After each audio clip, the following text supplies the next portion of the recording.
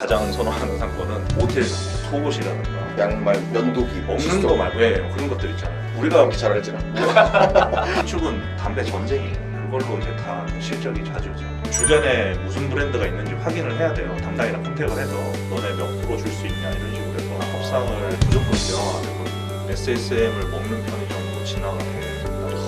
그 정도까지 커져요. 네. 아까 좋은 입지 얘기하셨었잖아요. 천세대를 독점할 수 있는 네. 주변에 배우 단지가 있는 아파트 상권이 좋다고 보시는 건가요? 그거밖에 안 남은 것 같아서. 도심이 더 좋다고 보거든요. 저는 기본적으로 교통이 좋아지면 작은 상권이 큰 상권에 먹힌다는 거 있잖아요. 네네네. 특히나 수도권에 지금 막 GTX 보고 되게 시끄러운데 교통 정책이 아니고 부동산 정책이라고 보이는데 주택 가격 안정에는 도움이 될지 모르겠지만 GTX의 이제 외곽에 있는 그 역세권은 다 박살이 날 가능성이 난 높다고 봅니다. 그러면 거기 있는 사람들이 서울, 뭐 강남, 잠실 거기 가서 소비를 해버리기 때문에 거기는 계속 매출이 좋아져. 그래서 제가 서울을 추천을 하는데 그런 데는 근데 자리가 지금 없으니까 원래는 있었는데 2018년도에 상가임대차보호법도 개정이 되고 담배거리도 서울 25개구는 작년에 다 100m로 바뀌어버렸단 말이에요. 그러니까 기존 50m였다가 100m로 되면 가장 큰 이슈가 기존에 있던 고매출 점포 점주들한테 진입 장벽을 만들어주는 게 돼버렸어요. 원래 그걸 만든 취지는 편의점이 이제 영세하니까 더 이상 경쟁력이 못 들어와서 이분의 수익을 좀 어떻게 보존해주자 그런 의도였을 거예요. 근데 지금 그게 약간 와전이 돼가지고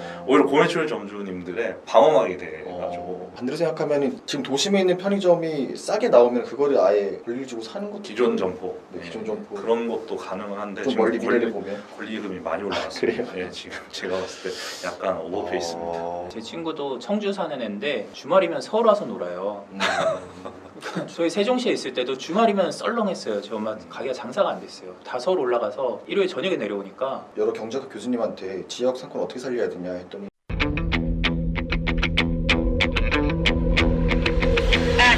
KTX 시켜야 돼. 아 진짜요?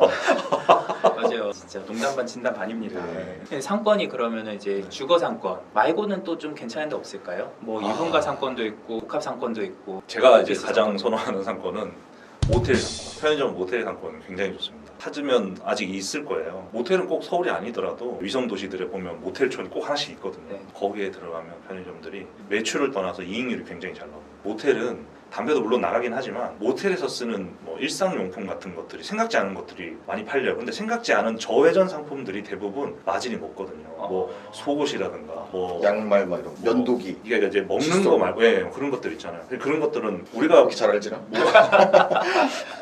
그런 것들이 마진이 좋아요. 우선 보통 마진 뭐 70%. 부산이 맞아 이렇게 높아요. 네, 우선 되게 높아요. 강남 쪽에 조금 부촌위로 갈수록 세대수가 적어도 더 매출이 좀 나온다고 봐도 되거든요. 최소 한 700세대 그 정도만 대신 완벽하게 먹는다는 조건 하에 700세대 성처럼 완벽하게 먹어야죠. 700세대당 하나. 네, 그런 데가 어디 있어? 그러면 편의점 많아요. 진짜요? 많아요. 그럼 편의점 두 개 있으면은 1,400세대가 되나요? 그렇죠. 그 정도 보시면 돼요. 아니 근데 제 기준에 말씀드리는 거고 다들 기대 수익이 다르시잖아요. 네. 나는 월 300만 벌어도 돼, 500만 버는데 그 정도 눈을 가지고 점포를 찾으셔야지 그 중간 정도로 찾으실 거라는 생각에 말씀드려요. 700세대를 독점할 수 있는 상권이 꽤 있다고 하셨잖아요 방금. 거기서 지금 현재 운영되고 있는 편의점이 없단 말씀. 신축은 없잖아요.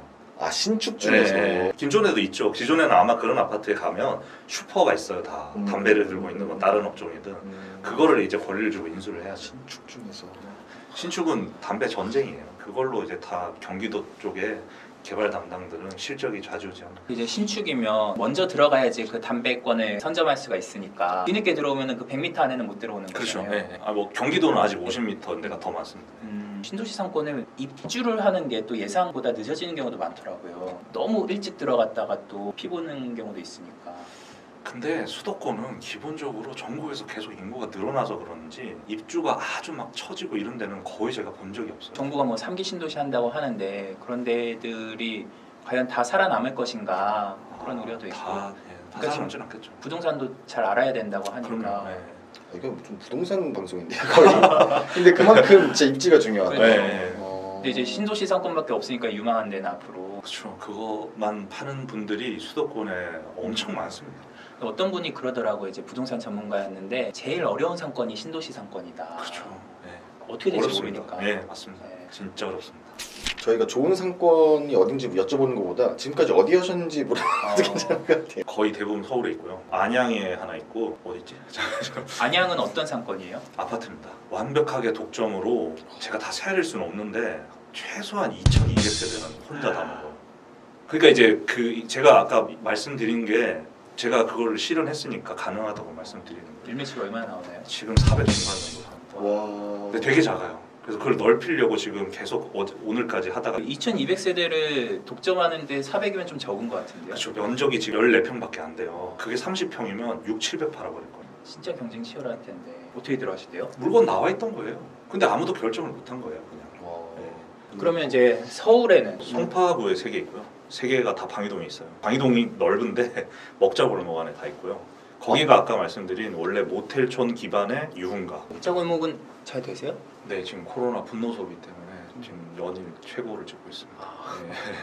그 전통 유흥 상권인 홍대, 이태원, 강남역도 그렇고 다 많이 박살났잖아요. 네네. 편의점도 많이 데미지 먹었거든요. 네네. 특히 이태원은 반토막 난 데도 있고 그렇거든요. 근데 방이동 먹자골목 자체가 주변이 다 아파트로 둘러싸여져 있어요. 그러니까 아파트에 거주하시는 분들이 걸어서 갈 수 있는 유흥가예요.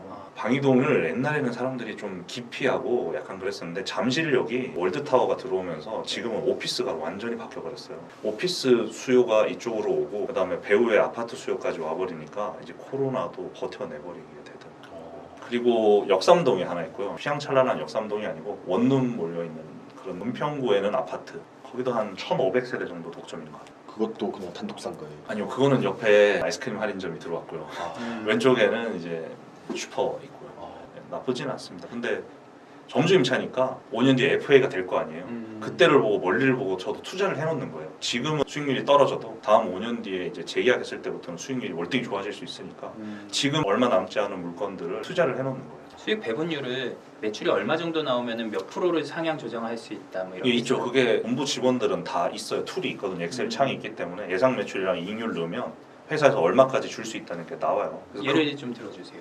일매출이 한 250 나온다. 250에 매익률이 뭐 한 30%다. 지금 GS 원 타입 기준으로 한 80 중반은 무난하게 받지 않을까 생각합니다.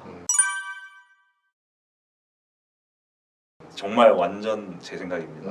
예. 그러니까 매출도 적지 않고 이익률도 30%면 높은 편이라고 봐야 되거든요. 네. 그러면 협상이 되죠. 이익률이 그래서- 30%라는 건 이익률 30% 정도 되는 고마진 상품들이 잘 팔리는 네, 매장이라는 거죠. 네, 기본적으로 담배 비중이 정대 낮은 비중이 거. 낮은 매주. 그게 이제 지역마다 좀 차이가 있어요. 특정 지역은 대부분 낮은 지역도 있어요. 어떤 지역은 대부분 다 매익률이 잘 나오는 지역도 있고. 특히 강남이 잘 나오는 거는 뭐 다들 아실 테니까. 퇴직하고 나서 15개 오픈했거든요. 중간에 이사를 해야 돼가지고 애가 커서 집을 사야 돼가지고 2개는 그냥 빨리 매각을 해야 되니까 아는 지인한테 팔았어요. 근데 그 점포도 매출이 되게 좋은 점포예요. 뭐 2개 정도 팔아서 현금화 시키기도 하고 그 다음에 실패한 점포도 있어요.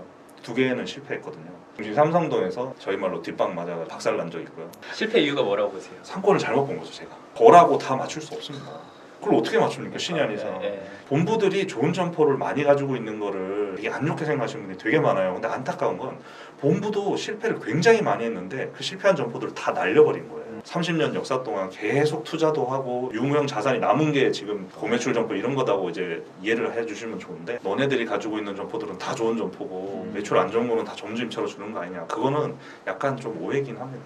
근데 요즘 분위기는 좀 달라지긴 했어요. 요즘에는 회사들이 되게 공격적으로 본부 임차에 임해요. 일단 물건 나오면 담당들이 대충 예상할 수 있는 매출이 있잖아요. 부장님들이 가서 현장을 보시니까 보고 이거는 좀 어느 정도의 매출이 나올 것 같다면 바로 본부 임차 시켜버립니다. 좋은 점주 임차를 가지시려고 그러면 본부랑 경쟁을 하셔야 돼요.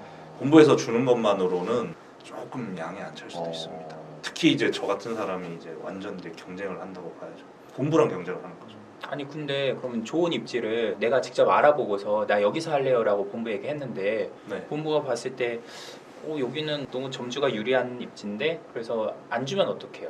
일단 그 편의점 경험이 없으신 분이 나 이 자리 들고 와서 하겠다고 하면 90% 이상 담배가 안 됩니다. 쉽게 말해서 인허가가 안 돼서 편의점이 안 되는 자리예요. 편의점의 가장 큰 인허가는 담배권이랑 자율규약 두 가지라고만 보시면 되거든요. 근데 그게 안 돼서 거의 오픈을 못 하고요. 그런 걸 다 알고 들고 오시는 분들은 본부를 상대로 흔들어 버리죠. 저는 직접 물건을 많이 빼니까 물건을 가가지고 주변에 무슨 브랜드가 있는지 확인을 해야 돼요. 주변에 있는 점주들이 동의를 안 해주면 오픈을 못 하기 때문에 그래서 주변에 최대한 없는 브랜드 담당이랑 컨택을 해서 이거 내가 이제 임차 계약을 했거나 할 예정이다. 너네 몇 프로 줄 수 있냐 이런 식으로 해서 협상을 하는 게 이제 저희들 선수라고 보시면 됩니다. 하긴 또 본부들끼리도 경쟁이 있으니까. 네. 편의점 창업하시려는 분들 방송 보고서 물어보고 싶은 거 많으실 것 같은데 잘못된 건 나라도 잡아야 되겠다는 생각에 조그맣게 만들어 놓은 카페가 있으니까 게시판에다가 올리시면 가감 없이 다 달아드립니다. 카페 이름이 주소가 나가고 있겠죠. 편의점 통합 카페입니다. 편의점 통합 카페. 네. 마지막으로 앞으로 편의점 시장 전망. 무조건 대형화가 될 겁니다. SSM을 먹는 편의점으로 진화가 된다고 봅니다. 그 정도까지 커져요? 네. 그걸 먹자? 반으로 잘라서 편의점으로 오픈하는 게 한참 이제 트렌드였어요. 그러면 이제 상권 조사하기도 좀 편하고 그 매출을 받아서 객수는 유지되고 뭐 객단가는 떨어지고 이래서 또 그런 걸로 해가지고 성공률을 높이는 방법도 있고요. 근데 어차피 오던 손님들이 편의점도 들릴 테니까. 예전에 안 그랬는데 지금은 많이 그 SSM. 객수가 유지가 되더라고요. 와. 어쨌든 SSM들이 대부분 뭐 전용 한 80평 정도 된다고 네네. 보면 절반 딱 자르면 40평이란 말이에요. 네.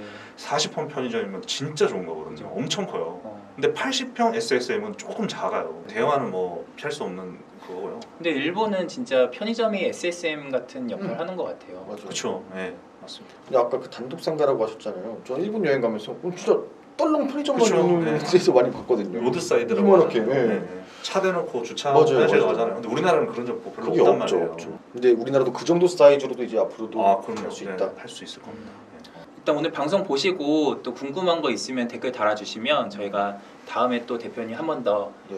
나와주실 수 있으시죠? 네, 알겠습니다.